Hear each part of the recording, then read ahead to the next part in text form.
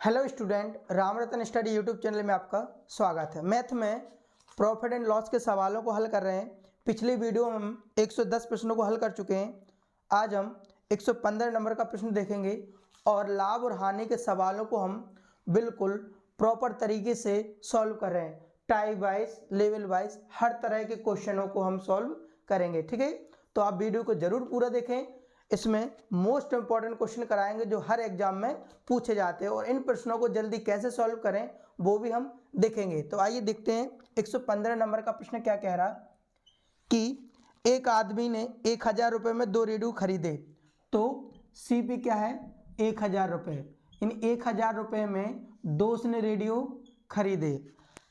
एक आदमी ने 1000 रुपये में 2 रेडियो सेट खरीदे। एक को उसने 20% की हानि पर, ये पहला रेडियो हो गया, ये दूसरा रेडियो हो गया। ठीक है, एक आदमी ने एक को उसने 20% की हानि पर, पहले रेडियो को उसने 20% की हानि पर बेच दिया और दूसरे रेडियो को 20% के लाभ पर, जो दूसरा रेडियो बेचा वो 20% के लाभ पर बेचा। तो उनके विक्रय मूल्य समान है। अब हमारी बातों को समझिए। 2 रेडियो उसने कितने रुपए में खरीदे? 1000 रुपये में 2 रेडियो खरीदे।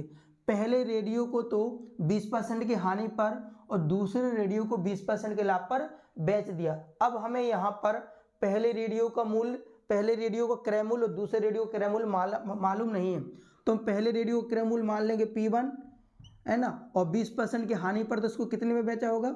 80% में। दूसरे रेडियो का मूल्य मान लेंगे P2 और इसको 20% के लाभ पर बेचा होगा, इसका कितना कर दे? 120% का। जे भी हमारा SP बन गया, जे भी हमारा SP बन गया और दोनों के विक्रय मूल्य क्या है बेटा? समान है, तो बराबर निशान लगा देंगे। परसेंट से परसेंट कट जाएगा, 0 से 0 कट जाएगा। 4 दूनी 8 और 4 तिया 12, तो 2P1 बराबर हो जाएगा 3P2। P1 अपॉन P2 बराबर होगा, P1 के सामने कितना लिखा? 3, P2 के सामने कितना लगा? 2। 3 और 2, दोनों को यहाँ पर कितने? 3 और 2 5। यहाँ पर दोनों का क्रय मूल्य कितना हो रहा? 5। 5 नहीं, सवाल में कितना है?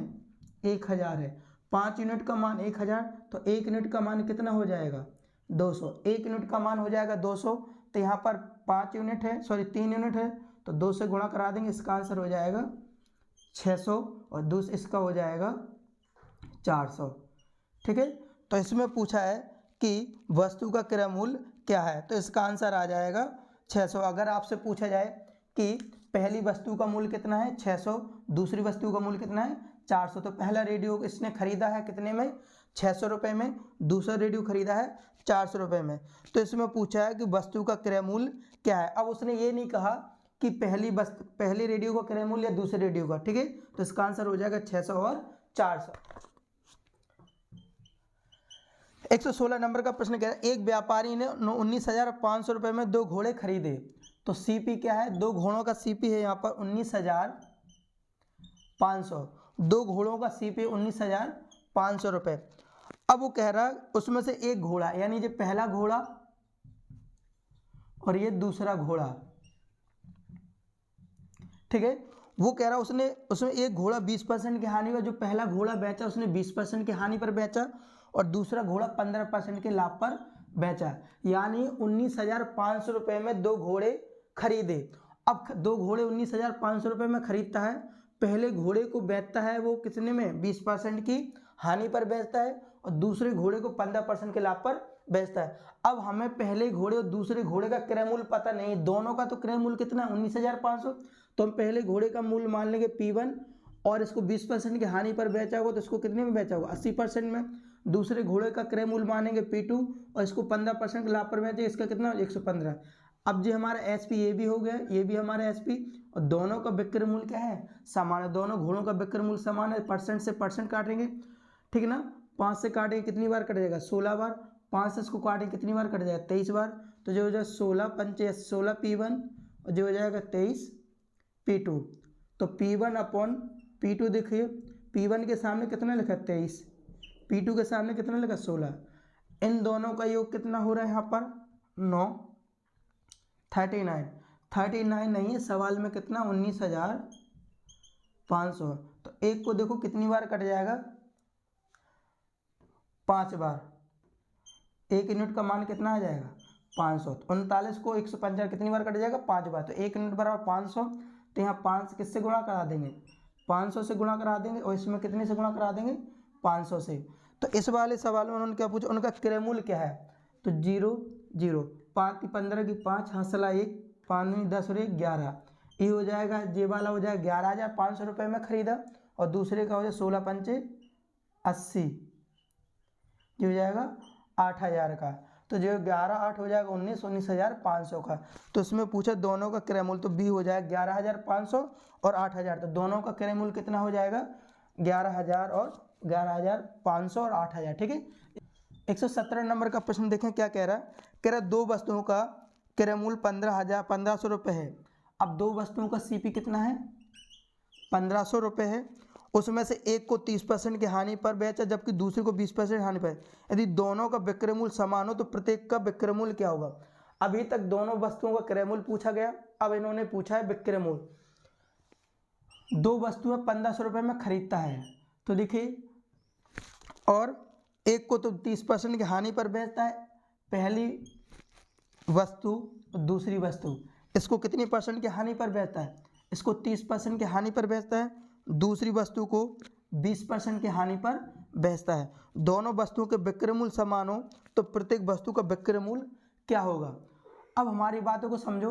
दो वस्तुएं 1,500 रुपये में खरीदी, जब वो एक वस्तु को तो 30% की हानि पर बेचता है, दूसरी वस्तु को 25% की हानि पर बेचता है।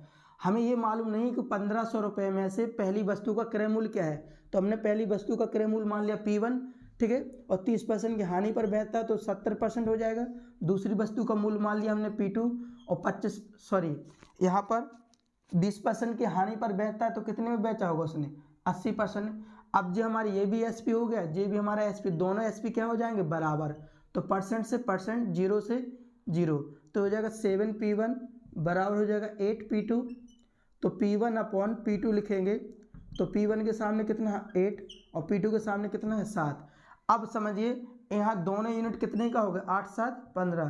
तो दोनों यूनिट उसने कितने रुपए में खरीदी? 15 नहीं, दोनों का मान कितना है? 1,500। तो 15 यूनिट बाय 1,500, तो एक यूनिट का मान कितना हो जाएगा? 100। तो इसमें 100 से गुणा करा देंगे। तो उसने जो पहली वस्तु खरीदी वो खरीदी 800 रुपये में, इसमें 100 से गुणा करा। दूसरी वस्तु खरीदी उसने 700 रुपये में। लेकिन उसने ये पूछा है, ये तो आपके निकले CP, ये क्या निकले? ये निकले आपके CP। हमें निकालना है SP। हमें क्या निकालना है? SP।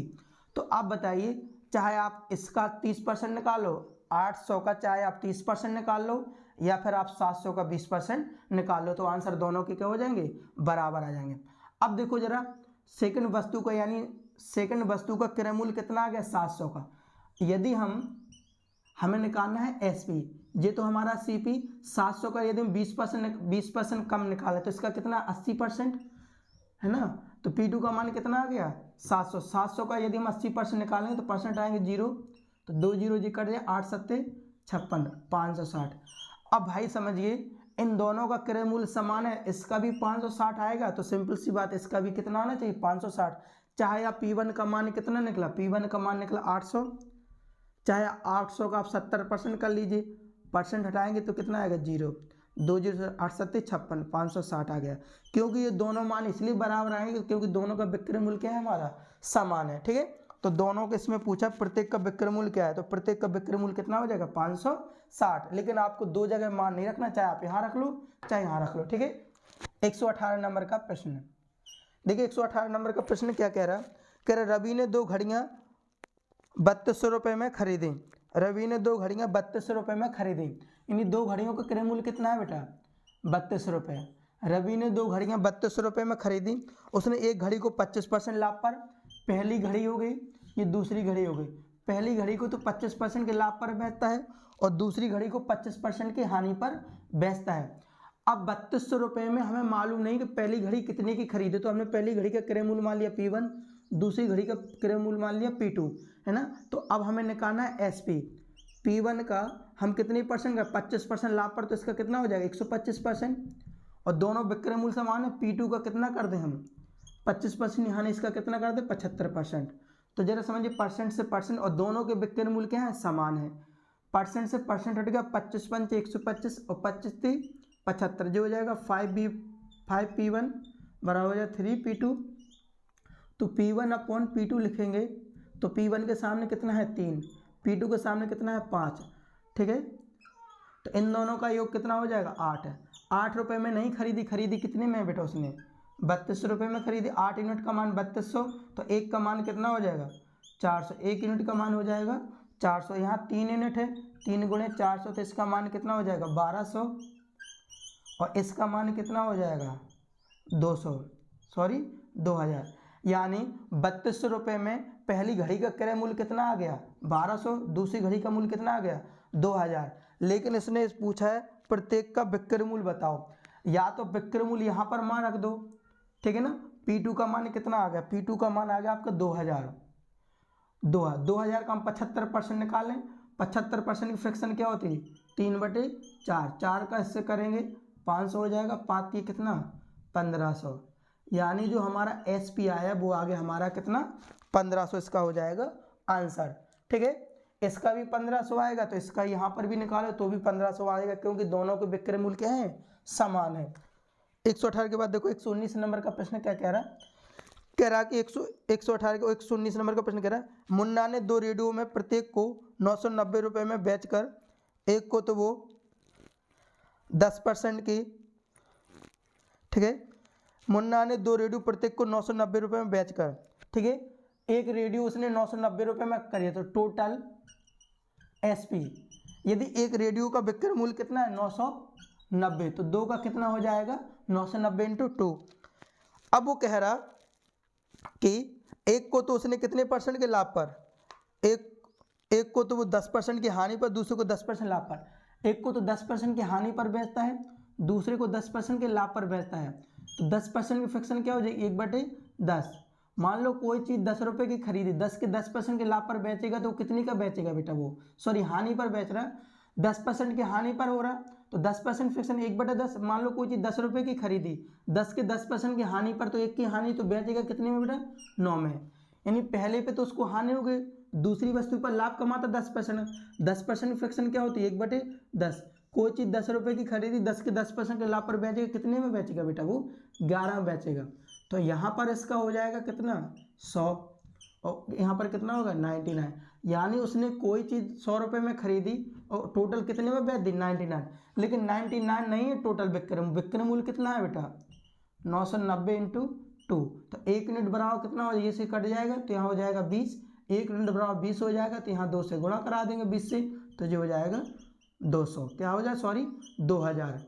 यानी उसने 2000 रुपये की वो चीज़ें खरीदी थी, ठीक है। 120 नंबर का प्रश्न देखें क्या कह रहा है। कह रहा एक व्यक्ति 2 कुर्सियां 120 रुपये प्रति कुर्सी की दर से बेचता है। देखो टोटल SP कितना हो जाएगा, अगर एक कुर्सी वो 120 रुपये में बेचता है तो 2 कुर्सी कितने में बेचेगा 120 × 2 में बेचेगा। एक को तो 25% लाभ पर बेचता है, दूसरी को 25% हानि पर बेचता है, तो उसको कुल हानि ज्ञात कीजिए, ठीक है।